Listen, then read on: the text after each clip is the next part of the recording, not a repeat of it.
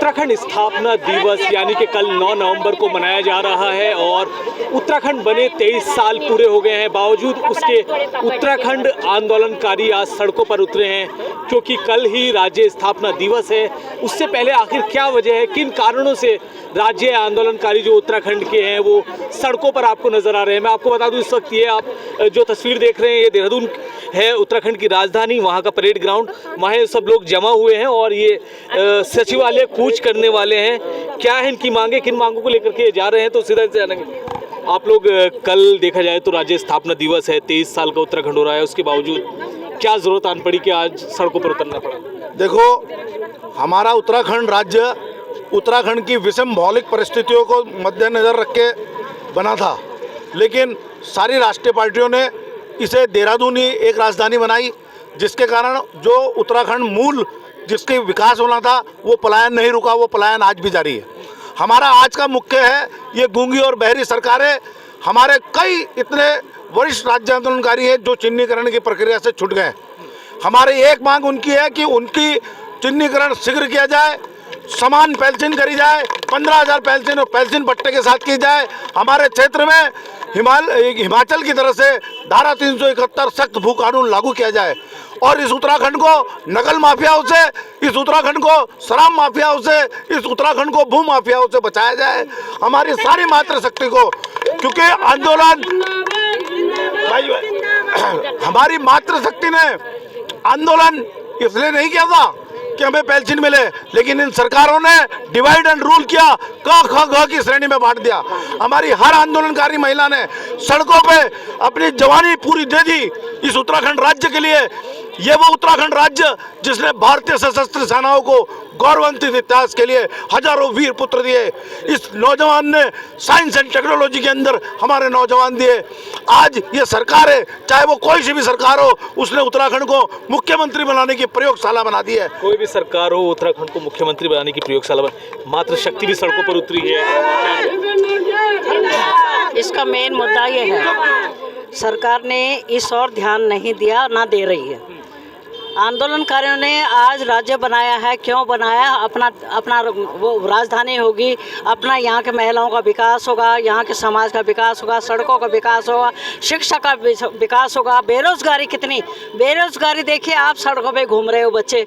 सरकार ने इस विषय में कोई ध्यान नहीं दिया। आप पहाड़ों में जाओ, डॉक्टर नहीं है वहाँ, शिक्षित नहीं है वहाँ कोई, सब तरह से उन्हें आर्थिक और शिक्षित और हर तरह से विकास ना करने की उन्होंने ठान रखी है। सरकार ने इस और ध्यान नहीं दिया। सर्वप्रथम हमारा यह आंदोलनकारी लोगों ने हमारे क्यों करा था कि अपना राज्य होगा, राजधानी होगी, अपना यहाँ बेरोजगारी खत्म होगी, शिक्षा सब कुछ मिलेगा। और हमारा जो राज्य आंदोलनकारी हैं, क्या कुछ नहीं करा, जान की कुर्बानी करी है। इस पर आपसे हम बताएं, थोड़ा सा उदाहरण मैं देना चाहूँगी कि मुजफ्फरनगर में जो फायरिंग हो रही थी उस पर ये सत्या पोखरियाल गोलियां चल रही थी हाथ खड़े करके और अपनी जान की परवाह न करके, और वो गोली रुकी। उन्होंने कहा कि आप लाइन खींच लीजिएगा वरना सब आंदोलनकारी मारे जाएंगे। तो कौशल्या डबराल थी, मैंने उनसे कहा दीदी लाओ ईंट लाओ और लाइन खींचो, ये हमें भून डालेंगे। इतनी कुर्बानी अपनी जान की बाजी न दे करके। और दूसरी बार मैं प्रधानमंत्री नरसिम्हा राव थे, वहाँ पहुँची, वहाँ पर मैंने क्या करा, चूड़ी बिंदेर पेटीकोट लेकर के वहाँ पहुँची। पार्लियामेंट में एक चिड़िया नहीं घुस सकती है, ये मुझे बोलना पड़ रहा है, इसलिए बोलना पड़ रहा है कि खून के आंसू बहा रहे हैं हम, खून के आंसू जो हम बहा रहे हैं वो हमें बोलना भी पड़ रहा है। आज हम धक्के खा रहे सड़कों में, देखो जरा, जो हम पहले धक्के खा रहे थे वो अब खा रहे। सरकार को चाहिए हमारी मांगे पूरी करे और चिन्हीकरण का सबसे पहले करे, दूसरा भू कानून का हमारे अधिकार हमको मिले। 1950 से भू कानून था, हमें अधिकार चाहिए। मेरा सरकार से ये है 10% का तो वो लटका ही रखे हैं और कर भी देंगे, मगर बेरोजगार बच्चों को रोजगार मिलना चाहिए, ये मेरी प्रार्थना है। उत्तराखंड को बने 23 साल हो चुके हैं और आप देख सकते हैं कि जहाँ का विकास पहले से हो रहा है वहाँ का विकास सरकार कर रही है, पहाड़ों का विकास अभी तक नहीं हुआ है। ठीक है, अब आप देख सकते हैं हमारी 3 मांगे हैं। सरकार के पाले में गेंद है पर सरकार उसको कर नहीं रही है। 10% आरक्षण, ये जो 10% आरक्षण प्रवर समिति बना दी गई है, उसका प्रतिवेदन भेज दिया गया है। ये सब सरकार जो है गुमराह कर रही है। ये प्रबल समिति जो बनाई गई है ये आंदोलनकारियों को गुमराह करने के लिए बनाई गई है। ये डायरेक्ट क्यों नहीं करते हैं इस चीज़ को, ये प्रबल समिति क्यों बना रहे हैं?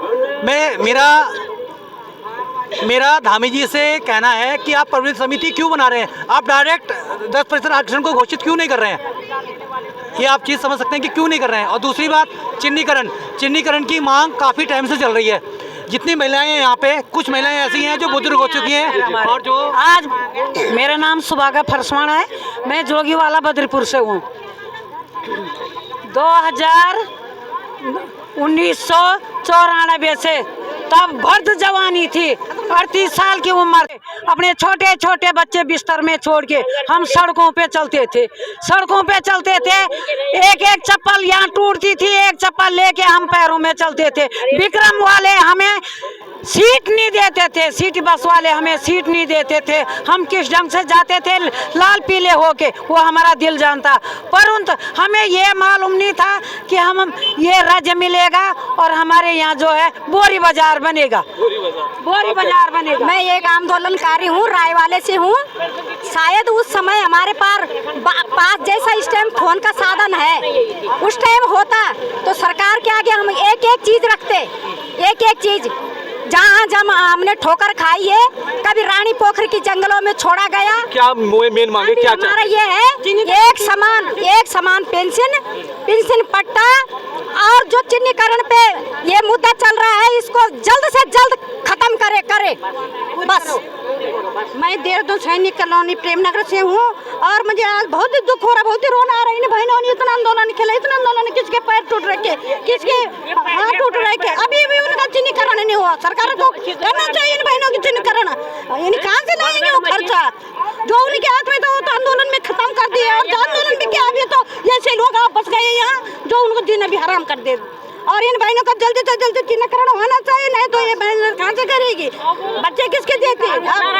नौकरी सरकार तब समझेगा जब सारा जनता यहाँ अग्नि उठेगी। और दुनिया अग्नि उठाया, उत्तराखंड मिला।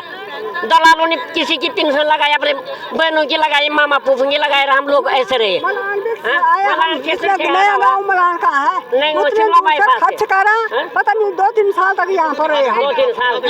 2-3 साल तक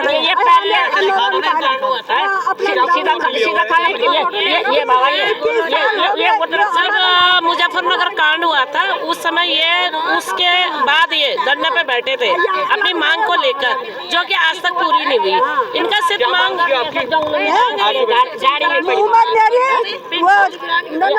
82 साल की उम्र है। अच्छा, अभी आप क्या चाहती हैं, सरकार से क्या चाहती हैं? हम आ ही रहे, अब तक भी आ रहे, हमारे पेंशन लगी, पेंशन नहीं लगी। 82 साल पेंशन नहीं लगी। बच्चे भी है, लड़के कॉलोनी में हम रहते थे, कॉलोनी में हम खाट के नीचे बच्चे घुसे, तब भी वहाँ से निकाल के आज वो बच्चे जवान हो गए और कुछ नहीं, ना नौकरी है ना चाकरी है। हम क्या करें बताओ। 4,500 का झुंझुना हमारे हाथ में दे दिया है, और वो भी तो जो लोग उनको नौकरी मिल रही, तनख्वाह मिल रही, हम 4,500 का झुंझुना लेके घूमते रहे क्या, आप बताइए। जो यहाँ इस कार्य में चले हैं तो उनको नहीं लग रही पेंशन। जिस घर से 2-2, 3-3, 4-4 आ रहे हैं उनको नहीं लग रही पेंशन, जो आए नहीं उनको पेंशन लग रही है। इसका क्या किया जाए ये बताओ। जिस घर से चूल्हा बंद करके आए हैं, दरवाजा बंद करके आए हैं, उन सबकी मांग ये है चिन्हीकरण होना चाहिए। कब से परेशान है, बुढ़े जवान सब परेशान है, सबके पेंशन लगाओ। धामी भैया ने बोला हम जीत जाएंगे, अग्रवाल भैया ने बोला हम जीत जाएंगे, तुम्हारा चिन्हीकरण, तुम्हारी पेंशन लग जाएगी। हम सब झूठे हो गए, हम उनको सपोर्ट कर गए। 8 नवंबर यानी कि कल राज्य स्थापना दिवस है, 9 नवंबर को ये पहुंचे हैं परेड ग्राउंड में और यहाँ से सचिवालय कूच इनका होगा। इनकी साफ मांग है जो राज्य आंदोलनकारी हैं उनका चिन्हीकरण किया जाए और उनको पेंशन दी जाए। साथ ही आरक्षण की बात जो लंबे समय से 10% आरक्षण, 37 आरक्षण की बात करी थी, पेंशन पट्टा, कई चीज़ों को लेकर के इनका विरोध यहाँ चल रहा है। और उन्होंने कहा है कि धामी सरकार ने और जो कैबिनेट मंत्री उन्होंने पहले ही इन लोगों से वादा किया था कि इनको चिन्हीकरण कर इनको पेंशन दी जाएगी, बावजूद उसके इन लोगों को आज सड़क पर उतरना पड़ा। देहरादून से वीडियो जर्नलिस्ट जॉन जैदी के साथ आदिल पाशा, TV9।